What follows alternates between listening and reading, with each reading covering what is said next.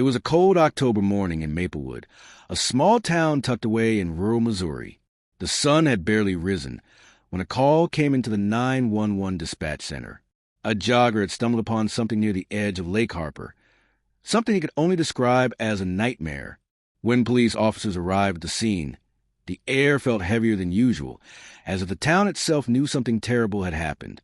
There at the foot of the lake, wrapped in a blood-stained blanket, lay the body of Lisa Dodd, a 32-year-old woman who had been missing for 3 days.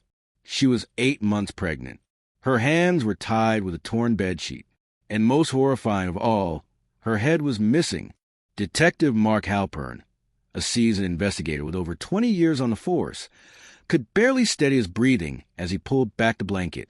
"Dear God," he whispered. Even for someone who had seen the worst of humanity, this was different. The brutality of it, the message behind it, it wasn't just murder, it was personal. As the camera would zoom in on the lifeless body, the narrator's voice would cut in, slow, calm, and chilling. In a town where nothing ever happened, Lisa Dodd's murder would rip through the quiet streets like a storm. But what the police were about to uncover would prove far more disturbing than anyone could have imagined. The frame fades to black. 3 days earlier, life in Maplewood had been ordinary. Lisa Dodd was well known in her community. She worked part-time at a local bakery and was expecting her first child with her husband, Eric Dodd, a construction worker. They were what everyone called the perfect couple, always smiling, always together.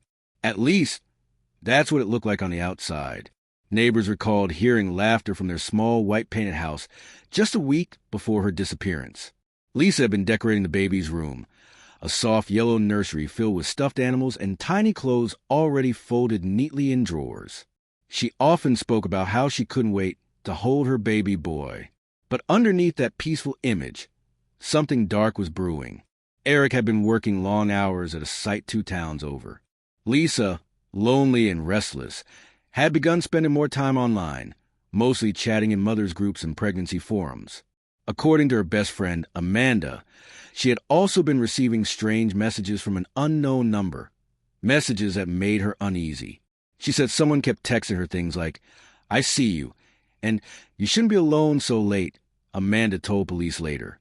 At first she thought it was a prank, but when it didn't stop, she got scared. On October 14th, Lisa vanished. Her husband claimed he last saw her around 7 p.m. before leaving for an overnight shift. When he came home the next morning, the house was empty. Her phone was left charging on the kitchen counter. Her purse and keys were still by the door. Nothing seemed stolen, except for Lisa herself. Detectives found no signs of forced entry, no broken windows, no blood. It was as if she had simply walked out the door and never come back. As the town launched search parties, whispers spread quickly. Some said Eric was lying. Others said it was a stranger Lisa had mentioned online. For the first time in years, Maplewood didn't feel safe. Then came the discovery at Lake Harper. Forensics confirmed the body was Lisa's. Her wedding ring was still on her finger. DNA tests later revealed that the baby had not survived either. The medical examiner concluded that Lisa had been killed somewhere else and dumped at the lake.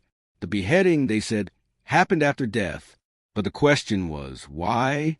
Detective Halpern knew the case would draw national attention. Pregnant victims always did. The media flooded the small town, cameras flashing, reporters shouting for answers. Who would do this to a woman carrying a child? One headline asked. At first, suspicion turned toward Eric. He looked distraught on camera, his eyes red, his voice trembling as he begged for answers. But to detectives, some things didn't add up. Eric's alibi checked out, at least partially. He had clocked in at work the night Lisa went missing, but there was a 3-hour window unaccounted for.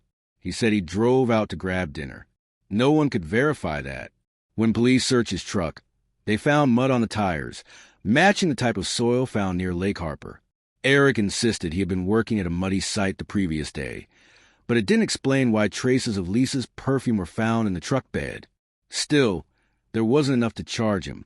Not yet. Meanwhile, Amanda told detectives something that changed the course of the investigation. The night before Lisa disappeared, she received a voice message from her. Lisa sounded terrified. "Mandy, someone's outside. I heard footsteps by the window again. Please call me when you get this." That message was sent at 8:47 p.m., roughly an hour after Eric said he left for work. Forensic experts later confirmed that the footprints found beneath Lisa's window were from two different pairs of shoes, one male, one female. That suggested an accomplice, or something even darker. Detective Halpern ordered a deeper search around Lake Harper. The dive team found several disturbing clues: pieces of duct tape, a rusted knife, and a small silver cross, identical to one Lisa always wore. A nearby camera from a gas station showed a blurred image of a white van driving toward the lake around midnight on the night she vanished. The van had no license plates.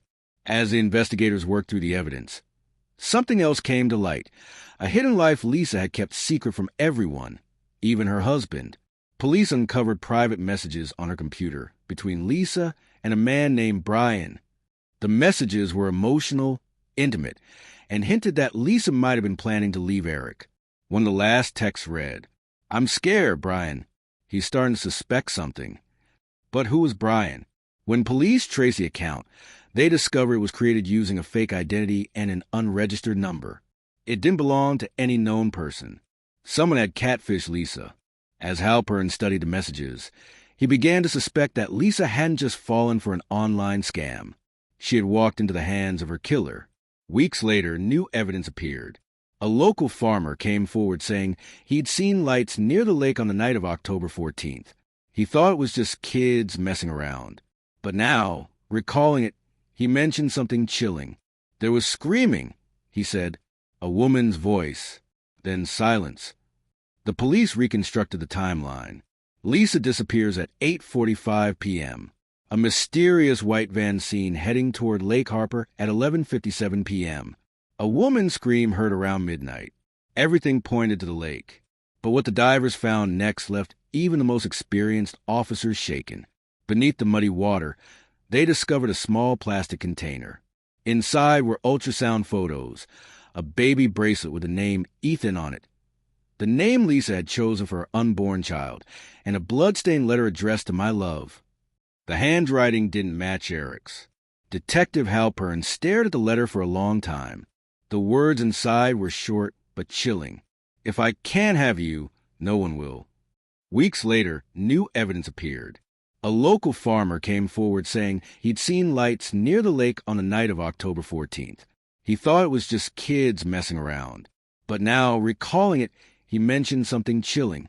There was screaming, he said, a woman's voice, then silence. The police reconstructed the timeline. Lisa disappears at 8:45 p.m. A mysterious white van seen heading toward Lake Harper at 11:57 p.m. A woman's scream heard around midnight. Everything pointed to the lake. But what the divers found next left even the most experienced officers shaken. Beneath the muddy water, they discovered a small plastic container. Inside were ultrasound photos, a baby bracelet with the name Ethan on it, the name Lisa had chosen for her unborn child, and a bloodstained letter addressed to "My love." The handwriting didn't match Eric's.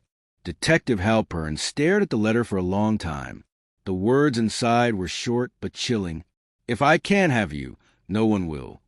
For the first time, the investigation turned from a missing person case to something far more complex, a story of obsession, betrayal, and cold-blooded murder. But as the detectives dug deeper, they uncovered something that made the entire department freeze. Fingerprint analysis on the letter revealed a name they never expected. Someone close to Lisa. Someone who had helped in the search. Someone who had cried on camera. And just as Detective Halpern prepared to make the arrest, that person disappeared without a trace. The screen fades to black again, the narrator's voice dropping to a whisper. What happened next would shock the nation. Because the truth behind Lisa Dodd's murder wasn't just about love, jealousy, or revenge. It was about something much, much darker. When police traced the account, they discovered it was created using a fake identity and an unregistered number. It didn't belong to any known person. Someone had catfished Lisa. As Halpern studied the messages, he began to suspect that Lisa hadn't just fallen for an online scam. She had walked into the hands of her killer.